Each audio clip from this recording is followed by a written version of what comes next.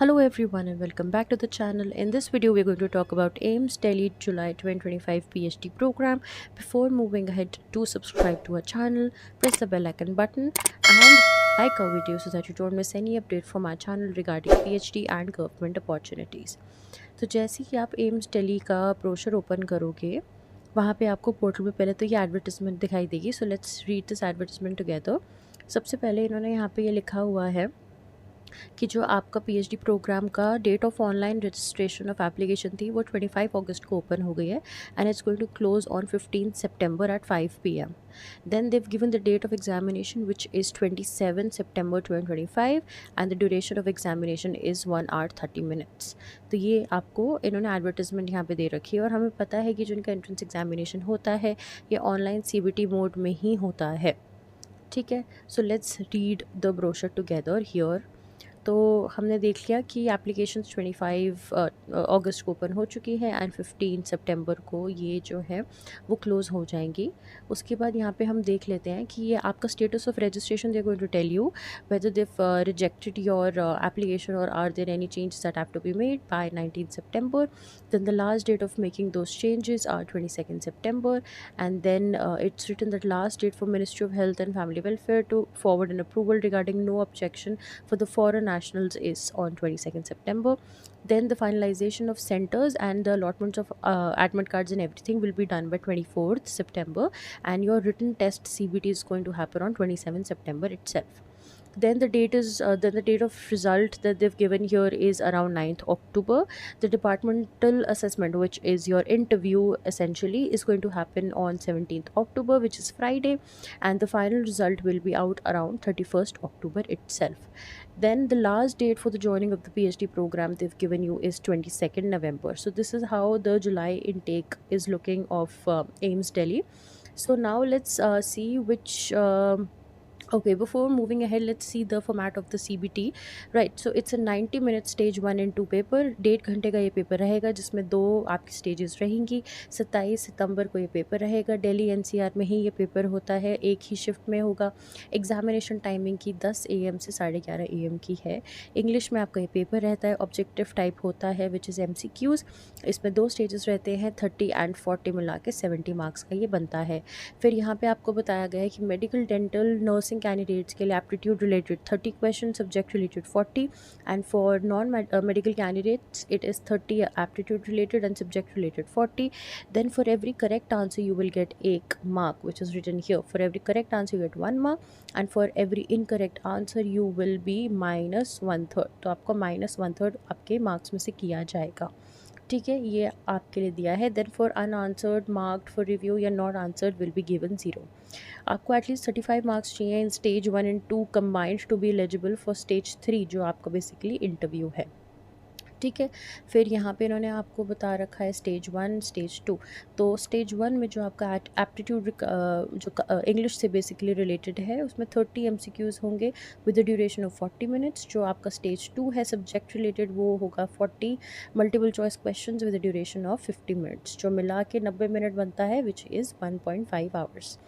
ठीक है, तो ये इन्होंने आपको यहाँ बता दिया है. अब जो चीज़ बहुत इंपॉर्टेंट यहाँ पे देखने वाली वो है कि कौन से डिपार्टमेंट्स में जो है वो सीट्स अवेलेबल हैं. ठीक है, so let's start from the top here. Anatomy, biochemistry, biophysics, biotech. Then you have oral and maxillofacial surgery. Then you have dermatology, emergency medicine. You have endocrinology, gastroenterology, laboratory medicine, laboratory oncology, medical oncology, microbiology, NDTTC जो इनका drug dependent centre है, neurology, neuropathology, neurosurgery, nuclear magnetic resonance, obstetrics and gynecology, ocular pharmacology, ophthalmology, pathology, pediatrics, pediatric surgery, pharmacology, physiology, psychiatry, pulmonary medicine, radio diagnosis, radiation oncology, reproductive biology, rheumatology, stem cell and surgery. ठीक है, अब यहाँ पे 2 चीज़ें हैं. Seats available to all candidates, these seats have funds available in the project. तो यहाँ पे ये बता रहे हैं कि क्या अगर आपके पास अपनी जो फेलोशिप होती है जैसे कि JRF वगैरह अगर आपके पास नहीं है तो क्या आपको प्रोजेक्ट से फ़ंड मिलेगा या नहीं. इसका मतलब ये है. So if you don't have a JRF you can definitely apply to the anatomy department क्योंकि इनके पास यहाँ पे एक सीट है. So this is what this means. और मान लीजिए अगर हम यहाँ बायोफिज़िक्स में देखते हैं कि 0 सीट्स हैं, तो अगर आपके पास जेआरएफ नहीं है, किसी भी तरीके का अपनी फेलोशिप नहीं है, तो आपको यहाँ पे फंड्स यहाँ पे नहीं मिलेंगे। So there is no seat in this department for a non JRF candidate. तो पहले तो हमको ये समझ लेना है, ठीक है। लेट्स लुक एट एनडीटीसी की। यहाँ पे we have 1 seat for the fellowship in the project and we have 1 JRF seat यहाँ पे, जैसे कि उन्होंने मेंशन किया हुआ है। Then for psychiatry we have 2 fundings in the project itself and 0 GRF। ठीक है, यहाँ पे ये आपको दे रखा है। अब हम इसमें यहाँ पे देख लेते हैं। आपको ये देखना ज़रूरी है कि for different departments the qualification is different and you need to be very sure before submitting your application here. ठीक है। So for example if we look at the opportunities for say psychology department here, ठीक है।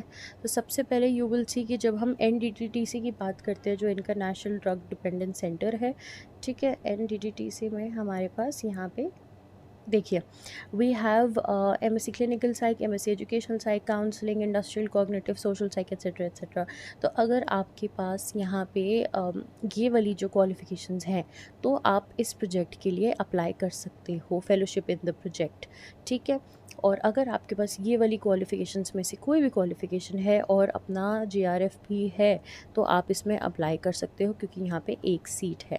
तो this is something that you need to be very sure of कि आप कहाँ पे apply कर रहे हो, क्यों अप्लाई कर रहे हो, और उस डिपार्टमेंट में कितनी सीट्स और क्या आप एलिजिबल हो। उसके बाद ही अपनी एप्लीकेशन जो है वो आप एम्स में सबमिट करना, because you are then going to give their entrance exam as well, right. Then one more thing here is that अगर आपके पास यहाँ पे फार्माकोलॉजी में यहाँ पे एक ऐसा प्रोजेक्ट है जिसमें एमएससी साइकेट्री अगर आपने किया हुआ है, जैसे यहाँ पे मेंशन्ड है, तो आप एलिजिबल हो। So if this is something, यहाँ पे भी देखिए एक फेलोशिप यहाँ पे FA1 में है, देन FA3 में भी यहाँ पे एक अवेलेबल है एमएससी साइकेट्री में, right. So this is how you going to C.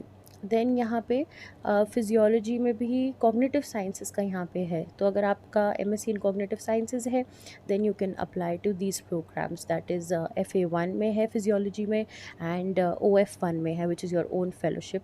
So MSc cognitive sciences is eligible for this programme. So this is something that you will have to see कि यहाँ पे आपके पास क्या eligibility है और क्या आप अप्लाई कर सकते हो यहाँ पे कि नहीं कर सकते। Then let's come to the final department which is psychiatry here. So you can see MSc psychology, MSc clinical, applied, MA psychology etcetera etcetera, यहाँ पे FA1 के लिए एलिजिबल रहेंगे। And then for FA2 you have MPhil in clinical psychology, जिसमें एक और यहाँ पे लिखा हुआ है उन्होंने, which is upper age limit जो है आपकी वो 35 ईयर्स है, तो आपको 35 ईयर्स से कम होना है to apply for this position at the psychiatry department. So this is how this looks like. Then another department here you have, वहाँ पे जहाँ पे आपके पास साइकोलॉजी की पोस्ट रहेगी, दैट इज़ रेडिएशन ऑन्कोलॉजी में आप अप्लाई कर सकते हो। There is 1 seat in the funding in the available project. Then you have MSc clinical psych, educational counselling, cognitive psychology, MS psychology, MSc psychology, यहाँ पे आप ये सारी चीज़ देख सकते हो, ठीक है। So if you're interested in the area of cancer research you can apply to radiation oncology. यहाँ पे 2 सीट्स हैं, एक funding available in the project है, एक ओन फेलोशिप से आप यहाँ पे अप्लाई कर सकते हो। So after this radiation oncology let's see if we have another department here. नहीं, this is the last of it. So this were the posts that were available for psychology students. उसके बाद आपको online जो इनका portal है, जिसका link मैं description box में डाल दूँगी, you have to go there and you have to add your basic details such as your name, your address, your designation, all of these things. Then you have to also add your personal details, क्या आपकी कोई reservation category है, या आपको अपना CV भी यहाँ पे शायद अटैच करना होगा आगे जाके। All of these things you have to do here. Then qualification आपको अपनी बतानी होगी, ठीक है, ये आपको बेसिकली अटैच करना है। एंड देन सिटी चॉइस जो है वो आपके पास दिल्ली NCR ही यहाँ पे रहेगा, तो इन्होंने आपको ये बता रखा है। So step by step everything here is told to you. You just need to be very sure of the fact कि आप कौन से डिपार्टमेंट के लिए, कौन से प्रोजेक्ट के लिए अप्लाई करो। So be very sure of that code when you see at this table, जो भी हमने ऊपर यहाँ पे डिस्कस करी थी। प्लीज़ उसको ध्यान से देख के ही आप अपना यहाँ पे जो है उसको सबमिट करना। So this is the perspective of AIMS Delhi, and it has the topmost clinical programs in India itself. So if you feel that this program seems like a good fit for you, then do apply. One more important thing here is that the application fee is for general OBC category, it's 2000 plus transaction charges. For SC, ST, EWS, it is 1600 plus transaction charges, and PWD candidates are exempted from fee. उनको कोई fee यहाँ पे नहीं देनी है.